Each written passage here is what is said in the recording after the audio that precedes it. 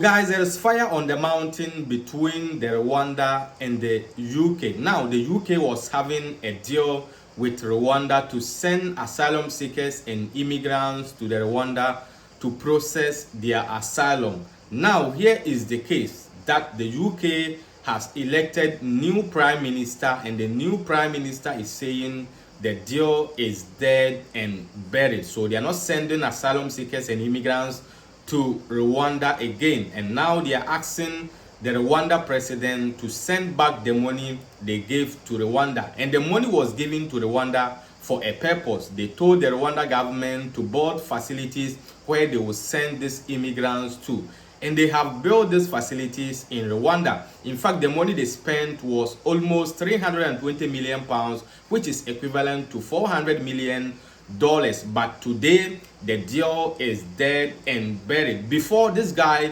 was the prime minister of UK, and this guy, his background is immigration, and I don't know the reason why this guy was eager to send immigrants to the Rwanda. His last video, this is what he said. We are ready, plans are in place, and these flights will go come what may. No foreign court will stop us from getting flights off. The first flight will leave in 10 to 12 weeks. Now, of course, that is later than we wanted, but we have always been clear that processing will take time. I can confirm that we've put an airfield on standby, booked commercial charter planes for specific slots, and we have 500 highly trained individuals ready to escort illegal migrants all the way to Rwanda, with 300 more trained in the coming weeks. Enough is enough. No more prevarication, no more delay. Parliament will sit there tonight and vote no matter how late it goes. No ifs, no buts. These flights are going to Rwanda. Yeah, guys, I hope you have seen the video. So that was what he said. In fact, this very month, on the 24th of July, that the first flight was going to take off from the UK to the Rwanda. But here we have this new prime minister who is saying the deal is dead and buried. But now they are saying the Rwanda has to return back the money. Guys, let me know your opinion. Should Rwanda return this money? But the president of Rwanda is saying the money will not be returned because it was given to them by a purpose to build these facilities, and they have done that. And these people, sometimes they think that we blacks, we are fools. What you came to Africa and took, that is what we are coming back for. I am just sitting in my house. You came and give me money to build something for you or construct something for you. Doing the thing, in the process you ask me for your money. You know it's not going to work, because during the construction we hire workers, a lot of things, we spend a lot of money, and today we have brought up the building. To me, the only thing the Rwanda can tell the UK is that if you want the building, come and take the building to the UK, because we have constructed the building already, and this building is going to set as infrastructure for the Rwanda. Let's watch the video. When we are back, we will give you the rest of the update. So stay. Our next story is from Africa, from Rwanda, the country famous for its migration deal with the UK. The previous British government had signed a deal with Rwanda. Any migrants coming to the UK illegally would be deported. They would be sent off. And Rwanda was supposed to accept these migrants, house them, and deal with any paperwork like asylum applications. If the asylum claims were legitimate, Rwanda would bear the responsibility of hosting the migrants. This, in a nutshell, was the Rwanda deal: to outsource the problem of immigration. It wasn't so much about shifting the asylum seekers, it was more about generating fear. Migrants were supposed to be scared of being sent to Rwanda. The hope was that it would act as a deterrent. The Rwanda plan was championed by the former British government, the one led by the Conservative Party, also known as the Tories. The Tories had ruled Britain for 14 years, and they had been championing the Rwanda deal for the past 3. But it never got off the ground. And a few days ago, the Tory government got the boot. The British public decided to go another way, and they brought in a new Prime Minister, this man, Keir Starmer. And here's what he had to say about the Rwanda deal. The Rwanda scheme was dead and buried before it started. It's never been a deterrent. Look at the numbers that have come over in the first 6 and a bit months of this year. They're record numbers. That is the problem that we are inheriting. It has never acted as a deterrent.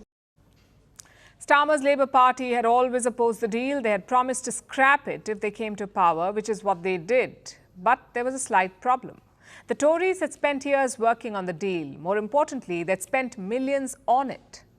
About £320 million. That's more than 400 million US dollars. That is the amount the Tories had already spent without deporting a single illegal immigrant. So where did this money go, $400 million? In setting up infrastructure in Rwanda. You may remember these pictures of the UK's former Home Secretary, Suella Braverman. Last year, she was looking at some under-construction buildings in Rwanda. Well, those were built with British money, given to Rwanda by the Tories. You can understand why she's not pleased about getting the plan scrapped. We're now seeing Keir Starmer, install his government, scrap the Rwanda plan, for example. Years of hard work, acts of parliament, millions of pounds been spent on a scheme which, had it been delivered properly, would have worked. We don't know if it would have worked, but the money was spent. So is there any way to undo that, to get a refund? Well, Britain was looking into this. Rwanda's president, Paul Kagame, had said that it could happen. He'd said this in January. So perhaps the UK was hoping it would all work out. But then, a Rwandan government spokesperson set the record straight. Actually, it is the UK government that has terminated the treaty and not Rwanda. This was not a loan given to Rwanda. This was money sent to Rwanda to carry out specific actions.